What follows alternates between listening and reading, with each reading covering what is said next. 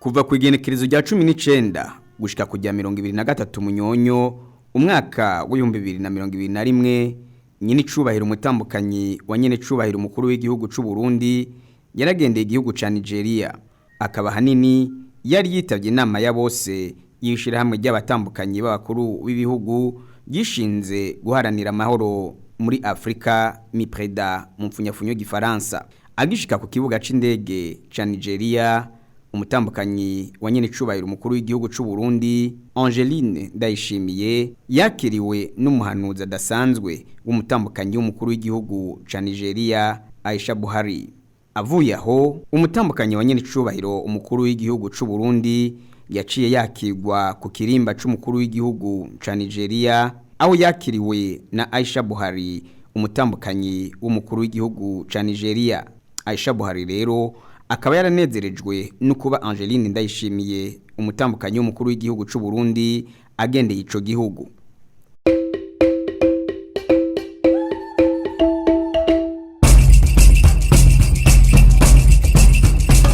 The First Lady of Burundi is in Nigeria to attend the 9th Summit of African First Ladies Peace Mission, which has not been active for quite a while, and we all came together and I decided that we should revive it and also give our own contribution as women, as mothers, towards the development and peace coexistence in Africa.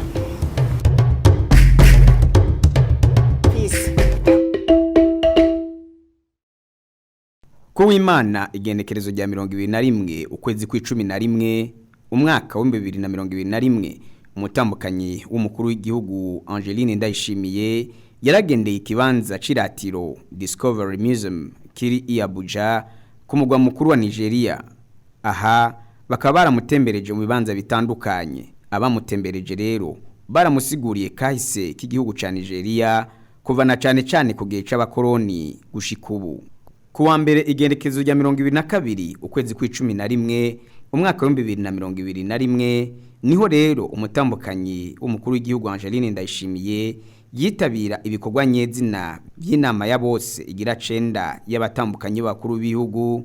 Ivyo bikorwa bikaba byari byatewe iteka n'umukuru w'igihugu ca Nigeria Muhammadu Buhari.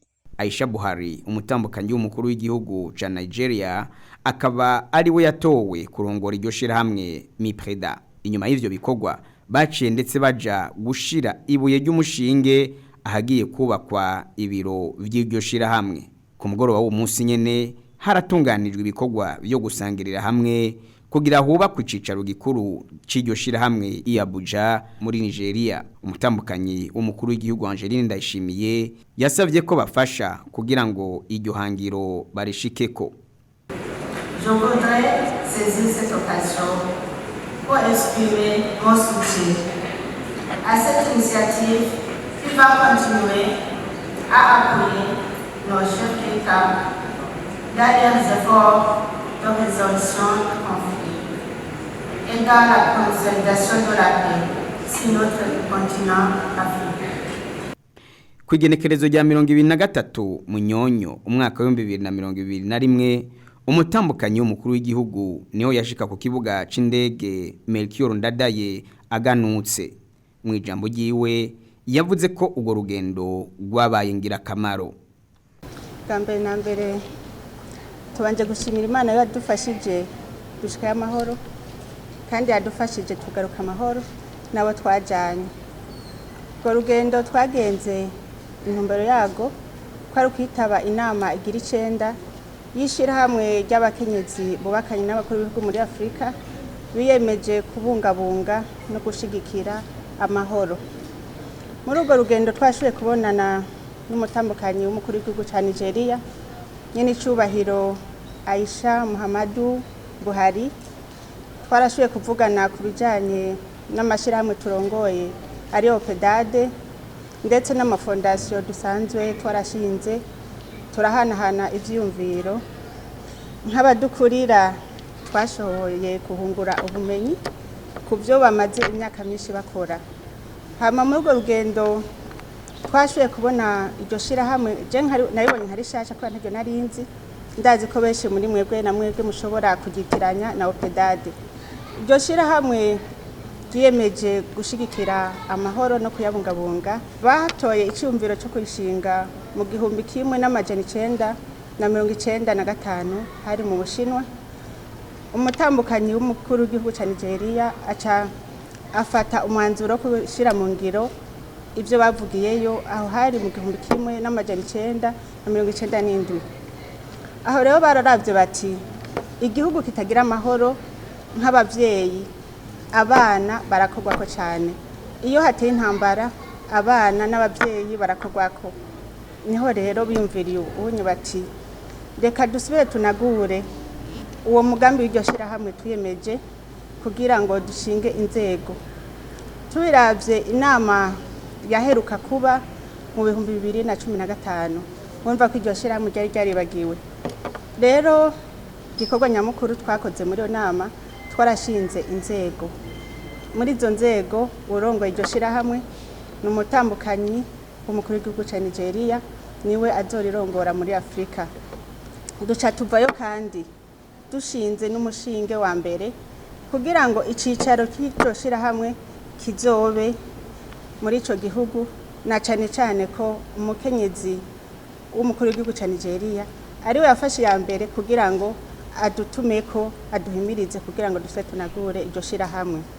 Hari abandi bashaka kwimvura bati none OPEDAD na MIPREDA iryo shirahamwe yiyemeje amahoro ni ikihe cyatanguye canke byose byo babisa kugira ngo abari ngaha n'abatari ngaha bagende bashirutse amazinda, ntibaze bitiranye ayo mashirahamwe abiri n'amashirahamwe atandukanye. OPEDAD yemeje gushigikira abakenyezi n'abana cyane cyane mu guharanira amagara meza n'iterambere. Kandi OPEDAD nayo yavutse mu 2002 yitwa OPEDAS. Muri ico gihe yaharanira amagara y'abantu mu kurwanya sida. Mu 2018 naho abakenyezi bubakanye n'abakuru b'ibihugu bararavye bati none twoguma mu magara y'abantu gusa turi abakenyezi, reka dushiremwo iterambere. Baca baragura ricariba OPEDAD. Icariba rero shirahamwe ry'abakenyezi bubakanye n'abakuru b'ibihugu muri Afrika ku vy'iterambere. Iyo MIPREDA nayo iharanira amahoro. Murazi yuko ahatari amahoro nta terambere rishoboka. Rero nk'abakenyezi bubakanye n'abakuru b'ibihugu muri Afrika twiyemeje kubungabunga no gutsimbataza amahoro umwe wese aho aherereye. Twege rero nkuko noshaka kubivuga, si twe turongoye MIPREDA mu Burundi, aho bitandukanye rero naho ni ukuvuga yuko ifise uyirongoye umwe muri Afrika. Twebwe turi nk'intumwa y'uwo arongoye uwo mugwi. Twege tuja guhanira amahoro umwe wese ahaherereye, kandi kugira ngo twuzuzanye na OPEDAD mu guhanira amahoro n'umutekano, kugira umutekano n'ayo mahoro. Kandi rero mwiyumviye ngo duharanira amahoro n'umutekano mu gufata umuheto. Oya, amahoro murazi aragutse. Iyo umukenyezi afise amahoro mu mutima, iyo umuryango urimo amahoro, igihugu kigira amahoro, ndetse no mu rugo kigira amahoro. Rero tuvuye twiyemeje ko tugiye gushigikira abo twubakanye, abakuru b'ibihugu muri Afrika, mu kubafasha mu gutsimbataza amahoro umwe wese ahaherereye. Ni ivyo rero muri nyamukuru byatujanye muri urwo rugendo. Baza ko mwese mwamaze kumva itandukaniro rya OPEDAD na MIPREDA. Namwe amahoro muhere mu ngo zanyu, umwe wese nahaba muri quartier, kugira ngo dushigikire abo batambukanye b'abakuru b'ibihugu muri Afrika bene wacu, kandi namwe mwongere munshigikire. Ndi umwe sinzoshobora guhanira ayo mahoro jenyene mutamfashe amaboko. Angeline Ndayishimiye kandi avuga ko kandi muri urwo rugendo yabonanye n'abandi batambukanyi b'abakuru b'ibihugu kugira bashishikare bunga ubucuti hamwe n'imigenderanire.